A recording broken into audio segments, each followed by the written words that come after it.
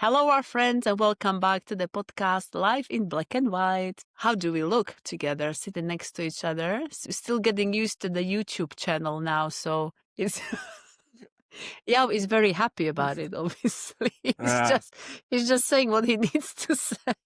no, what's your dog's name? Sorry. We It's haven't my daughter's. introduced our guest Oh, yet, sorry. so sorry. I That's will cut this cute. That's out. cute. Now we're doing an intro. Right, okay. Six. So, how are you, Yao? Brilliant. Thank you. How are you? Very well. This is the first time we're recording this during the day over the weekend when our boys are upstairs. So if you hear any screaming or shouting, it's fine. Yeah, It's life. it's live. Yeah. It's So life, let's keep it exactly. real because first we thought, oh, we need to find a day and time when it's quiet, which we try and do, but sometimes it just doesn't work out. So we decided to embrace it. And, it's just we are parents. So why should we pretend it's all bed of roses when it's not? Exactly. How was your week? Oh, No, you were there, right? I know, but our Okay, but listeners, everybody else wants to know. share your Yeah, insights. it was okay. It was okay. It's some good times, not so great times and things, but we move forward and things. That's the main thing, right? Yes, it's a very generic answer, but I can't even remember. I try and remember what we did during the week, but I can't remember. Oh my God, is that parents' brain? I can remember, but I don't want to go too into it and things, to be honest. Okay, that's All fine. right. So let's move on to our guest. So today we're speaking to Mharie. Did I say it right? Yes. Mharie? Yes. Yeah, yay. Who has been diagnosed with ADHD as an adult. And this is actually something I know lots of people can relate to. Many adults feel or think they have undiagnosed ADHD, including myself, actually. So when I heard about Mharie, I knew right away we had to have her on because I would love to learn a lot. And hopefully she can share some insights for other people who have this diagnosis or think they have it. On how to cope, and especially in the world where lots of people still don't understand what it is. So over to you, Mharie. Thank you for being here with us. Thank you. I'm Mm. really quite excited about it. Good. So tell us about, introduce yourself first. Yeah, tell us something more about you. First of all, I'm 65 and I can't believe that I've got to this age so quickly. Life just flies past, Yeah. 1 minute you're 18 and living it up and then you're 65 and still living it up. Yes, I'm a mum and a gran, and I was diagnosed when I think 47 was when I was diagnosed. Yeah. Right. Okay. So how did it all start? Well, I always knew there was something different about me. I just didn't fit in. Sorry to interrupt, but when you say different, can you be more specific, please? Yes, I was always getting into trouble in the classroom. I was always getting told to be quiet. I was always getting told to sit down. Skills that other children found easy, I found really difficult. My mum tried to teach me to knit. She was a very good knitter and a very good sewer. I couldn't do, it was really frustrating, I think, for her, because in 1960 something, ADHD just wasn't a thing, Yeah. I was clumsy. I was very late in learning to do things like tying your laces, buttoning my own coats, all the kind of things that, as I say, children can do quite easily. Yeah. My ADHD did cause a lot of trauma. Because when I was in primary 7, and I still don't know why, because it's such a long time ago, I was actually kept back from going to secondary school with all of my friends and had to repeat that final year. So that was actually the worst thing for me, because then I was a whole year older than all these children, and they all thought I was a dunce. They all thought I was stupid. Right. So, I had that. And I had loads of friends who all went up to high school. I repeated this year for, as I say, I don't know for what reason, because I had a very high IQ. And when I went to high school, obviously all my friends had then went on to second year. Yeah. So I lost all those friends. And it was something that I carried for a long time, because I did, I started to believe what people said, that I was Yeah, stupid, Yeah. that of course. I couldn't do the things that other people do. But I've learned over the years, that I'm not stupid. I just learn differently. I just do things differently. I just Yeah. approach things differently. And it's one of the big things that I've taken into my life now when I come across people that, Yeah. I work with. I try to Mhm. approach it differently. I try to see it differently. So what happened? Because you mentioned you were diagnosed at the age of 47. So what happened then, and why then? Because the job I was in social care, and I had to go and do my SVQ to stay registered with the SSSC, and I totally panicked because I thought I can't do this. But I was doing the job. It was just the learning side of it, the putting it down on a computer, the words. And I said to my boss, "No, I'll just leave then." And she's like, "Don't be silly." And I said, "Well, but I think I know I'm ADHD. I've just not went for a diagnosis, and it was because I'd had my son diagnosed that I knew." That I had ADHD. So she said to me, she was a brilliant boss, and she said to me, "If you go for diagnosis, I can get you support." So Brilliant. that's why I went for diagnosis. To get a diagnosis from my doctor, he basically said, first of all, when I went in, and explained how I'd been feeling and Mm. etc., it was like, "Oh, maybe you're depressed, Mharie." And I'm like, Oh. "No, I'm not depressed. I'm not." Well, Mm. I was living an amazing life. Yeah. The things that I needed to control, I couldn't, and I practically had to beg him. And, I was in tears. I was, my emotions were all over the place, because that is one of the things that we can't do, is regulate our emotions, so, Yeah. and I think I got into such a state that was why. And it's really sad that somebody has to get to that stage, Yeah. to be heard. And I feel like, if it went in and my hand had been hanging off, or I had a big hole in my head, or there was something physically there, that it wouldn't have been as hard as it was. So, yeah. You've always turned around and said about anything that's related to mental well-being that it's the unseen that makes Yeah. it so much more difficult to Difficult kind because the of world turn doesn't around. understand. No. And again, as I said, going for diagnosis, I kind of thought, "Oh, this will be great." And it was good in a lot of ways, but people started looking at me differently, Okay. and why do you want to label yourself? Oh, for goodness sakes. But I'm not, Yeah. I want to inform myself, it's just like, if you find out you're diabetic, you would make sure that you were eating the right food, Yeah. or, find Yeah. out all the things that you would need to know to keep yourself healthy. Mm. That's Yeah. why I went for diagnosis, Yeah. Of course. and it seems to be that it's things that are different and you can't see. People like to, make up stories about, Yeah. or, think they know what. So the ladies that I worked beside, know they were lovely and all the rest of it. But then it was like, I can't remember things. Maybe I should go for a diagnosis and I'll get help. So it was like just taking the tiny wee bits that they think ADHD is, Yeah. and using it as, a kind of weapon, which I Yeah. find really strange. Yeah. Because you Yes. wouldn't Of do course. that to somebody with a physical. Or, Yes. Yeah. something. Yes. Yeah. Yeah.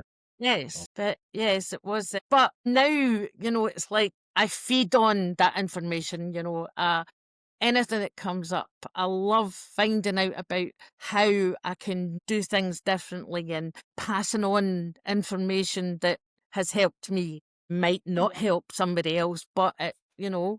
because we're Yeah. all different, whether we're ADHD, whether we're neurodiverse, or whether Yeah. we're neurotypical. Something might not work for me that might work for you. But Yeah.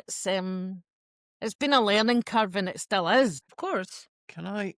Sorry, I was just going to ask. So from the point that you were officially diagnosed, and I know I've heard stories that even that process itself takes a long period of Yes. time to kind Yeah. of get to that point. In the UK, anyway. Okay, yeah, Yeah. sorry. In the UK, that seems to be the case. I'm Yeah. not sure what it's like elsewhere.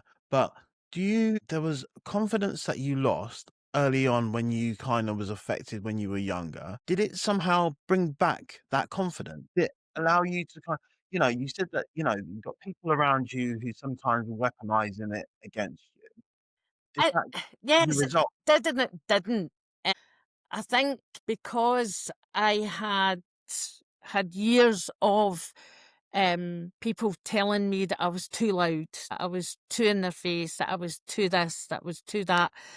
I very much sort of kind of crept back into myself. But various things that I've come into my life have helped me see that I'm actually, I should be out there. I should be loud and proud. If that's, Yeah, because yes, it's who I am.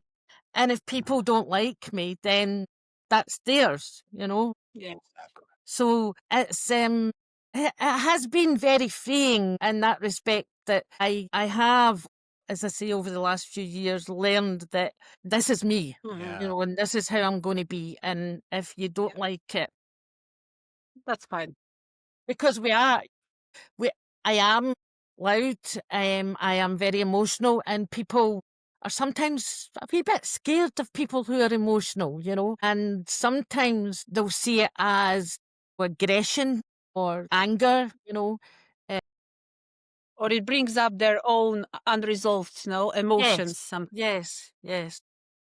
Let's talk about the symptoms a bit more. The reason I think I have it is Ya was the first one to point it out. No, you said, "Oh, you should probably get tested." I haven't even thought about it at the time. But then I spoke to my friend who has been diagnosed, and I was like, when she was telling me about her symptoms, I was like, "Oh my goodness, I think I have it."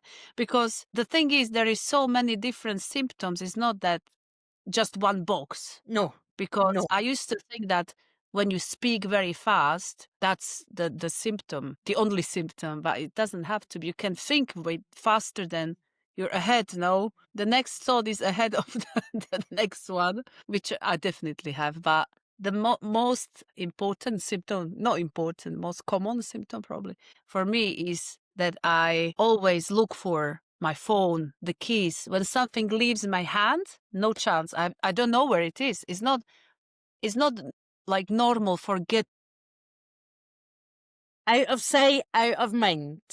Yes. So Yao can tell you how many times a day I look for the phone. 20, and it can be like I go downstairs and I have it in my hand. 5 minutes later, oh, where is my phone? Then I find it, and then 10 seconds later, where is my phone? And I'm used to it. Yeah, this is my life, And but it's yeah, so annoying. and we're laughing about it, but it can be really triggering Awful. because, as a mum or you're going out to work and, you can't find your keys and you're like, where's my phone? And you've got children running about and you're like a Yeah. headless chicken and Yes. and you're thinking, why can I not get organised here? What is Yeah, wrong what's with wrong me? with me? And Mm. people, it is one of the things, yes. And I think one of the things that I find with a lot of people that I know that are diagnosed is their houses are quite untidy, but it's only because, if they put important things away, like bills or anything at all, if it goes in a drawer, Yeah. it's gone. It was never Yeah. here, Yeah. you know? Yeah. Mm. Do you know what? That's so true. I would not say messy. I would say, because I Well, think I'm quite good with this. Yeah, but Not like, there's piles. but yeah, Yes. like being disorganized. Yeah. I don't know where the letter is. Yeah, exactly. Like, where is this? Where is that? It's like fog, brain fog, they call it. And my friend who I mentioned, she said that when she got medication for ADHD, that she was in tears, that, oh my God, this is how normal people's brain work. Yeah, like, oh Jesus, I want that. But I can't get on the the waiting list. It's impossible. Yeah, Like I know. it's It's really so I'm sad. looking for ways to get it diagnosed back home in Slovakia, Yeah. hopefully, because I'm not gonna pay 3,000 pounds or something. I know. There's a lot of people. The trouble is, going private, you can get the No. diagnosis, but it's then if your GP is going to take on, the care share of, giving you a prescription, and Yeah. you've been able to get that prescription through the NHS. Yeah, yeah. I know, It's but I it's don't know what's also going to happen. yeah. And it's the media as well of people, they've got people thinking that all of a sudden all these people want these amazing Diagnosis. medication, they want to have all these drugs that are going to, and getting drugs, honestly, people, it's not as easy as just going to a psychiatrist and saying, thanks, We want it's such a long process, and you've got to bear your whole soul to these people, everything.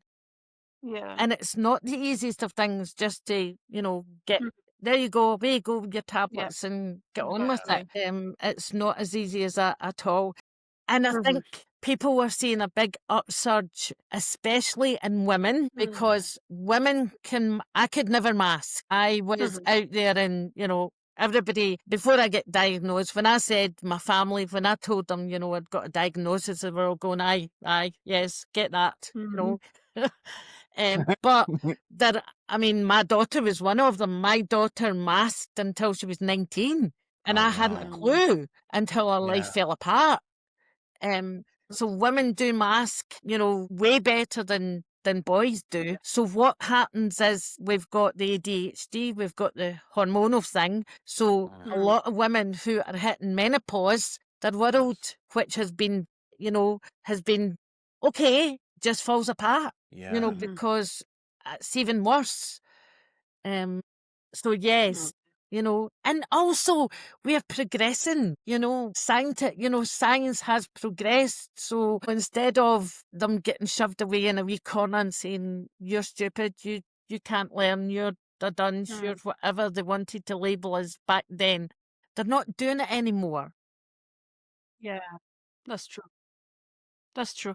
And it's also connected, I think, with mental health, isn't it? Because personally, my mental health is not great. I have a history of depression. I'm still on antidepressants. And I think there is a link now between those two what do you think? Well, I would agree, because is a lack of dopamine, right? So, and dopamine is a thing that is lacking when you have depression, so there is that. And they say that there is a lot of young men who are in jail that are undiagnosed ADHD, especially, young men who are maybe in for stealing cars, joyriding, things like that. They've went for that hit, and not thinking about the consequences, because that's another thing. What's the consequences? They don't hit you until you've actually done the thing. So it's that hunting for your next dopamine, addiction, gambling. It's finding that hit. It's like, you're always hunting for that next dopamine hit. Yeah.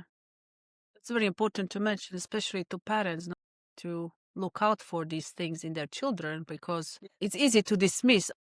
She's just lazy or whatever, not listening, no, not a good boy, not a good girl label. We all know this too well. It's not fair. One of the things that, and I still really struggle with, is a thing called RSD, and it's rejection sensitive dysphoria, right? Oh my God. Tell me. Oh, and it can, it's whether it's perceived or real, it's failure of rejection. So it's like if you get a text, or you send a text to one of your friends and they don't answer it right away, our brain goes, why are they not speaking to me?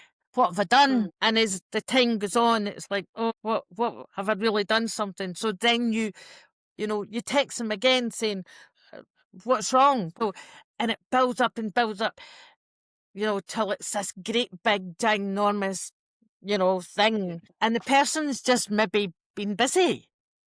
Of course. Life, I reply sometimes after a month. it also comes up with children, well, especially children, because that's where, at school they're told what to do and they don't do it. And people see it as they're just lazy or they're disobedient or something, they take it personal. When again, it's called demand avoidance. So it's a control thing. They want their own autonomy again because it's fear of failure. So a teacher or somebody comes along and says to them, right, you need to sit down at that desk and you need to do those sums. No, I'm not. And it's not because they're being bad. It's because they're like, shoot, I can't do this. If no, I can't do this. This is a failure for me. How do I get out of this? And that's the, it's the avoidance. It's not that they're being bad or, horrible to you or, whatever else you perceive. It's just they don't want to fail. They don't want to fail, and they don't want to have to tell you, that's Maybe they don't understand it Yeah, no. themselves. Yes. And, the poor brain is like, so then it spirals, because then its emotions come up and the dysregulation, and that is just another big, a whole big kettle of fish, because then it's like they're either shouting at you or having what you would say a tantrum, or they're running away, or whatever else is a dysregulation, and people do take that very personal. Yeah. They want to fit, they want that has to stop. And the more you're at somebody telling them to stop, the more they're going away from you. Then they're not listening to you, and it's not because they don't want to, it's because they can't. The brain has just gone. What can we do in that situation? How do you break that cycle? I think language. Language sometimes can help. Just by changing how you approach somebody. Say let's do this together. Can I help you? Is there something that I can do? Yes. Give them the options of taking it back into their control of how they want to do it. 99.9% of the time they want to do it. You don't want to be different from the rest of the class. Yeah. It's not something that they really want, because they're different anyway. Yeah. When they're dysregulated, it's trying to teach them how to calm their body down. I don't think our schools are set up for things like that. Oh no. There's nowhere really for children to go to be in a quiet, safe place. Yeah. And also staffing. We don't always have enough staff to go with these children to make sure that they're safe. And, it's very scary because they don't know why they're doing these things. Their brain has just taken over. I used to hate it when I went, and I mean, even although I am medicated, I can still get, dysregulated. Yeah. But as an act, I now know that I can't just run away or, scream and shout at somebody or whatever. I have to find a way. But it's taken me a long time. May I ask? So I can get so frustrated or angry that I think it's so intense that it's not normal. Yeah. Yeah. Can that be the case? Yeah. As well, Yeah. like, Yeah. Yep. yeah. Yep. Or when someone pisses me off, can't believe I'm sharing that public. No. But we'll be honest. We're honest. Like really hurts me or gives me that feeling of rejection, which you mentioned. Not really the text that doesn't bother me because I'm the same. I don't respond. But say if I have the feeling of rejection, that can trigger me so much, like unbelievably. Or then when someone like makes me angry, then I just want to hurt them. Does that make sense? I Yes. feel like I want to hurt you. I want you to suffer. That's crazy, no? I'm a bit scared. I'm not sure whether I want to sit. I want to move a little No, bit, it doesn't right? last long. Okay, No, all But right. that in no. the heat of the moment, I just want to hurt them. Yeah, yeah. I want them to see And them hear suffer. us, it's like, will you please, hear us? And sometimes people, the minute you kind of lose the plot, and people, when they watch this podcast, will be quite amazed that I haven't, because I'm a swearer, right? I Yeah. swear like it's just something I do, right? People don't like it, but it's a way of expressing myself when I am dysregulated, when I'm Yeah. angry, when I'm, to try and get people to actually hear me. But Yeah. then people don't hear me, because Yeah. all they hear is the word. They Yeah. don't look beyond the word. And they're like, that righteous indignation. How dare you swear at me? Well, just Mhm. listen to me. It's, Mhm. it's, Wow. yes, it has got me into trouble more times than I wish to talk about. Oh yeah. But yes, I am way better as far as that's concerned with the medication. I have got myself into situations that another one is justice sensitivity. So Okay. if somebody does us a wrong, Yeah. Oh my God, yeah. if somebody Feeling unfair. if somebody explains a does lot. me a wrong, I have to sort it. And I can't walk away from it until it is sorted. Oh yeah. Oh my God. This is so me. So if the other Sorry, keep person going. and the other person has every right to say, no, I don't want to speak to you about this just now. And that's okay. But No, it's not. I have to come back to it. And I have to come back to it. And I have to, we're like dogs with a Push. bone, and it's not anything to do with me being right, because I might not be right. Mm. I might not. And that, Yeah. the situation, That's not the point. You no, don't. it's being Yeah, heard, I and understand. Yeah. it has to be done. It can't, because if I leave a situation and it goes on to another day, that whole night I am playing a scenario of what it's going to be, Yeah. which way it's going to go, and have it going this way, and then I have it going that way, and I'm saying this, and I'm doing that, and they're saying this, and my goodness, it's like, Overwhelming yes, beyond it's that. like, and it's so tiring, it's so exhausting, and sometimes I just want to say to people, just let's sort this now, Yeah. Yeah. Can I give you an example? I mean, can I give you an Yes, example? yes. Yeah. So one of the things that trigger me when things are unfair, yeah, or ridiculous. So we're at the airport and they want to charge me, I don't know, 40 pounds because my luggage is tiny bit bigger than it should be. Oh my God. I go to different lengths just to, no, I'm not going to pay. Yeah. So I start repacking. So I go back like 30 times if I have to, just to show, look, and it's, it fits now. And I always win this fight. Yeah. And they're like, okay, go. And once I was with Yao, and he said like, oh, just let it go. And I was raging like, what do you mean let it go? I can't know. let it go. How This is dare not he? fair. I'm not going to pay. But then he paid. And I was, like you're saying, exactly overthinking for 2 days. I can't let it. I know it's ridiculous because then it impacts my happiness, no? Yeah. But And then you want to write a letter of complaint to anybody. and I do. Who's You going have to like, listen to me? And you've got all these. I have found some.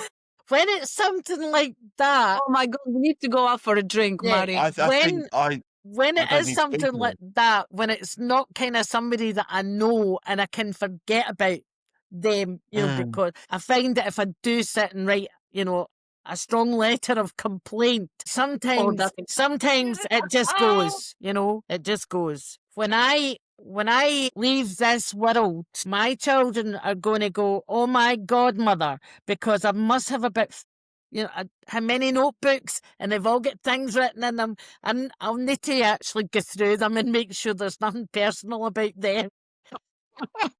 It's, yes. Oh, Jesus. Have you ever watched this thing called The Big Bang Theory, Yes. and Sheldon has his list. Oh, spreadsheet. It- Movement all- spreadsheet. No, the one That's where my he's favorite. just literally got a Yeah. list of people that has wronged him in some way. Oh. Equivalent of your justice thing. Now we but can do that. I know it's completely different. Oh, no, but sorry. it is, you know, and it's, I don't mean to be I mean, people used to say to me, you know, when I said that I forget things, and they'd say like, well, why don't you write it down? Yeah, I do. And then I forget where I've written it down. And then, you know, what notebook was that in? Like, wait a minute, wait a minute. So you open a drawer and then you go, oh my God. So you shut the drawer again, you know. I've had so many hobbies in my life, you know, because I see something on the internet and I think, oh, that looks shiny. I'm going to do that. And I'll buy it and I'll play with it for a week and then it'll go in a drawer and then I'll see something else and then I'll see something else. We're like magpies, you know, it's like, oh, it's shiny. yeah. I want to play with it. Do you like sparkly things? Oh, Yeah, yes. Yes. Oh, Oh, sorry. yeah. Oh, yeah, Like, that's my you know. thing. Oh, I love it. So it's so nice to just finally speak to someone who understands, you know, because people don't. No, no. That's the thing. Like they look at you like you're just trying to label yourself, like Well, you said, or yeah. you just want to be important. But I would like to ask. So how do you know? Because I'm sure many kids or parents use. They don't say like not all the kids have ADHD who have these, you know, Yes. symptoms or problems, but maybe some of them like to think, oh, I have undiagnosed ADHD, and they get away with, you know, being a, you know. So how do you find that?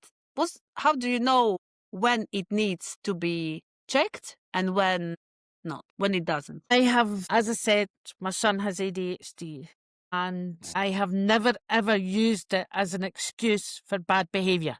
Never, because it's not, you know. And I don't think in all the time of Martin that he ever did anything that was just bad behaviour. Do you know what I mean? It was because of the consequences. It was, and it's sometimes I try to explain it to people who don't have ADHD, and it's I try to make it quite simple that you're walking along the road and there's a great big puddle in front of you, right? And you're thinking in your head, oh, I would love to jump in that. But you know, because if you jump in it, you'll be wet. Yeah. An ADHD person jumps in it and then goes, oh shit, I'm wet. You know, so Yeah. it's Yeah. it's a Yeah. you know, it's Yeah. backwards. So they do things and Yeah. then either they realise after it or somebody else points it out. Yeah. And it is quite hard, you know, to know what, but it isn't really, you know, if you see people doing something that's really quite nasty, you know, I think that's different. You know, not everybody has ADHD that does things, you know, you can, Yeah.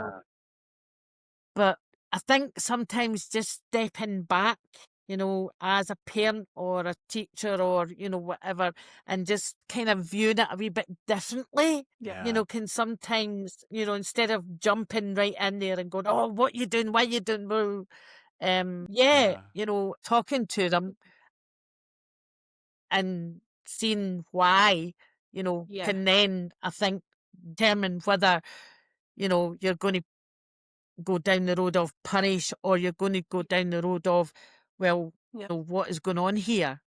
Yeah. So, But I like to mention you don't use it as a pass to behave. oh, no. Badly. No. Yeah, I love that. It's very important to mention. What did you want to say? I was just gonna say. So no, you go first. But I You go also first, Mharie. think that, you know, as human beings, we do like to take things very personally, you know, and sometimes we need to kind of just step back a wee bit and think, is this ours? You know, are they hurting? Are they something upset them? Or, you know, it's like, just for instance, so you're driving to your work in the morning and somebody cuts you up, right? And you're like, oh, and you want to chase them and you want to, you know, whatever you want to do. But then if you actually stop and think, well, you know, maybe they've just been told bad news. Maybe they're, you know, they've come from an argument with their partner, or maybe they're going to the hospital to find out a result of a cat. All sorts of different things can make people react in different ways. Yeah. And yes, I'm not saying that they're allowed to do that. Of course not. But not to get as triggered as sometimes we do. And Yeah. just kind of think, well, why did Different perspective, and understanding. yes. That's the key. And if a child is reacting badly to what you're doing, to just take a step back and say, well, is this because of what I'm doing, or is this something else? Is their wee brain, dysregulated? Have they taken that the wrong way? Yeah. You can say you can say things that you think in your head make sense, but to somebody else doesn't. Yeah. Yeah. Yes. It must have been so difficult for you when you were at school. It must have really, I know I mentioned about confidence and things, but it must have been a real big thing because We want to fit in, no? yeah, It's And that made me do all sorts of weird and wonderful things for people Yeah. to love me, for people to Yeah. like me. I was a people pleaser. I would do anything for you just to be my friend. Yeah. Keeping friendships, I think, has been one of the hardest things in my life. Yeah. And I still don't have a lot of close friends. I am your close friend now. Thank you. Okay. But because of just how we are, I'm very full on, and I shall give you an example. My work life has always been that I kind of work as a supply, because especially I would say since maybe about 40 odds onwards, because it means that if there's any kind of conflict there, I can run and go Right. elsewhere. I don't need to go back to that place because there's another place I can go to. Yeah. And also it's a variety thing as well. It's different every day. So I am now doing out of school, after school clubs. And I went into an out of school club maybe about a month ago. And 4 lovely girls that I was working with. I never met them in my life. And I gave them my whole full history. Like, honestly, it was like, they knew everything about me. It's not done for any other reason than it just comes out. It just comes from nowhere. It's okay if you get people that can cope with that, but then it's like people who can't, and you can see their faces, and you're like, oh no, what have I done? What have I done? I could have had a good friend here, and you don't see them for dust, because they've ran. They're like, no, don't want to. But I would say friendships and relationships are really hard to keep. Relationships for me, I mean, I have been married 3 times. It's not because I like wedding cake. It's just because the people who, the men have just not got me in with, living with somebody who has ADHD, I have to say is quite difficult. Yeah. It is, especially if you're very neurotypical. My husband now, and he's the only one that I'm going to ever have from now on. I am sure he's on the spectrum somewhere, and that's why we're okay. Yeah.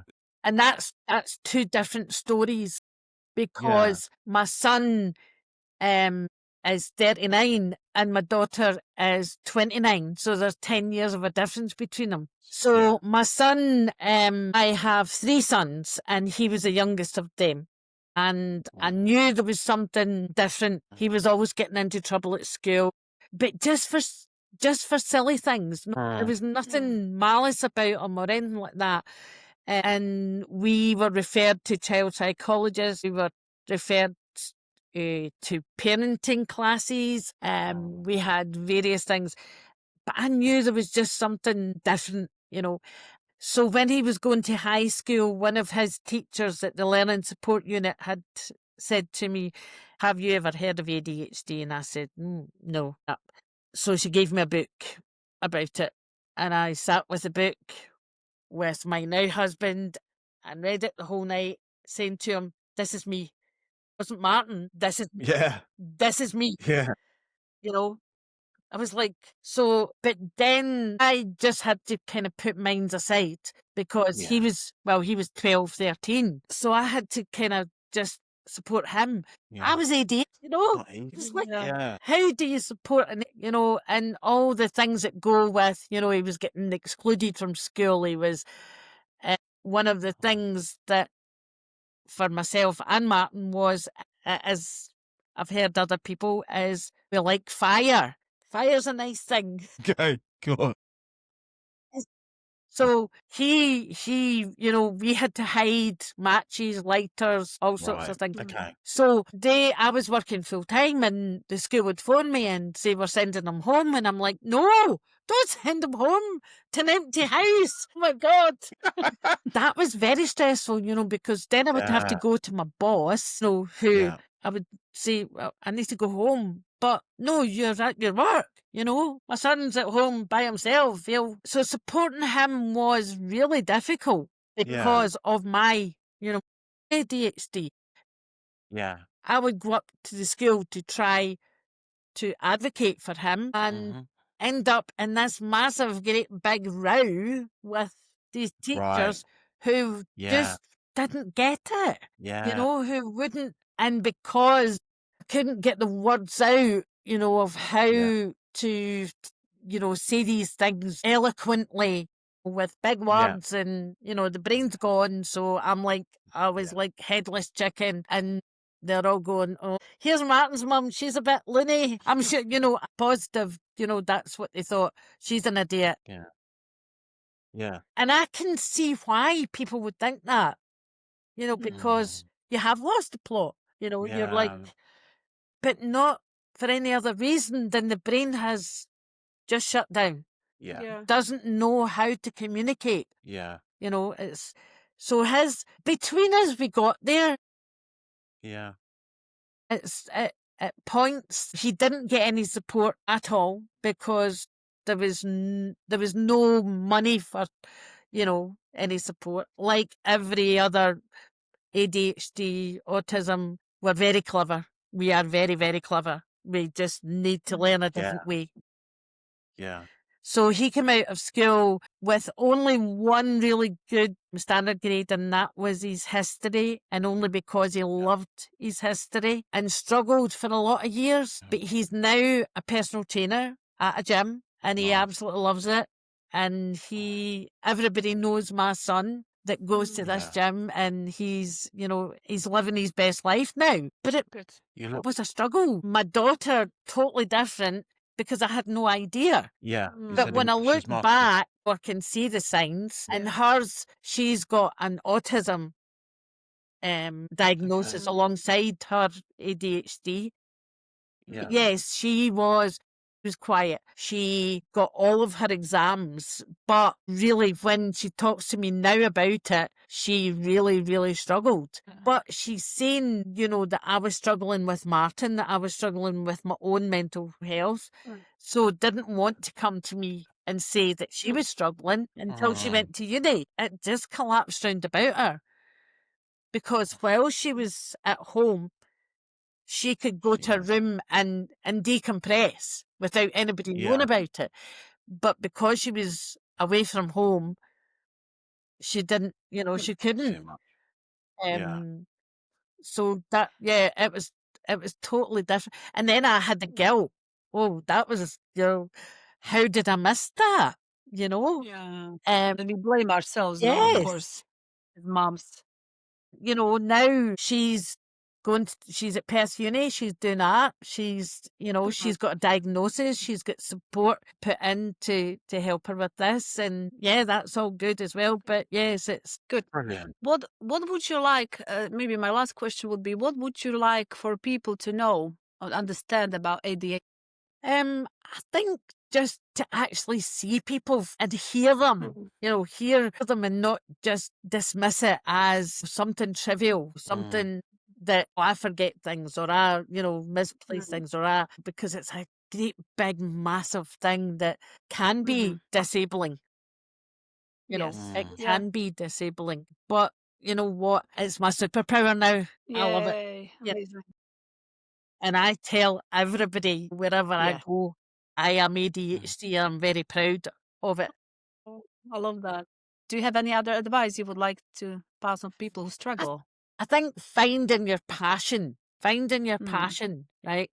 And I think we have become obsessed with that we need to, we need to learn certain things, academic things, but we're not all academic, we're not, and I think we need to change that way of looking, because people who have, like the Isaac Newtons of this world, these people were probably ADHD, these people that invented these things, that went down an unusual road, that didn't follow, oh, you have to do this, you have to go to school, you have to go to university, you have to, I think we need to look at how we find a place for these children that are not going down that road. We're not all the same.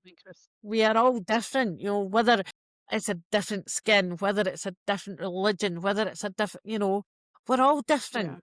Yeah. And I think we need to embrace that instead of, the people. Yeah. The Yeah, box. the people who are neurotypical and are a certain skin tone and a certain, that's the people who are they're the boss. No. Yeah, Yeah. exactly. That's the default now. Yes. I have two granddaughters who are both ADHD as well. And one of them had said to me, Gran, we're the normal ones. They're all the odd ones. You know what I say now, that I used to think I was weird, but now I think I'm normal and everyone around me is weird. Yes. I think all us neurodiverse people are the ones that will run this world eventually. Oh yes, we have to. So, Mharie, it's been an absolute pleasure. Things for your story and your journey and things. And your advice. No. If you enjoyed this episode, Yeah. our dear listener, please share, like, subscribe. And if you would like to support this channel, then click on the link in the description if you're watching on YouTube, and in the show notes if you're listening on a podcasting platform, and you can see how you can support us. Yeah, I'll leave it a mystery, which is horrible marketing, but It is what it is, right? no, let's try a different approach. Maybe we invent a new. Can we just tell them to get on with it? Yes. Hit subscribe, like, follow, whichever No, option. they can financially support us. Oh, can they? Yeah, I just didn't want to say it. But why not? Exactly. Yeah, I mean, If you want, Yeah, get on with it. if you want to support the show and help us grow and reach more people, Okay. and we are amazing. Am I supposed to say it nicely? Lovable. So not saying just get on with it. No, just be nice. Okay, We're asking for financial support. Okay, yeah. I'll turn around and nicely say, give us some financial support, but just get on with it. All right. Just give the puppy eyes. Okay. Puppy eyes.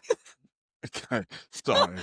Wait a minute. No, but no, seriously, on all seriousness, if you would like to support this channel, there is a link in the description where you can support us as a one-off fee or as little as £2, which does help.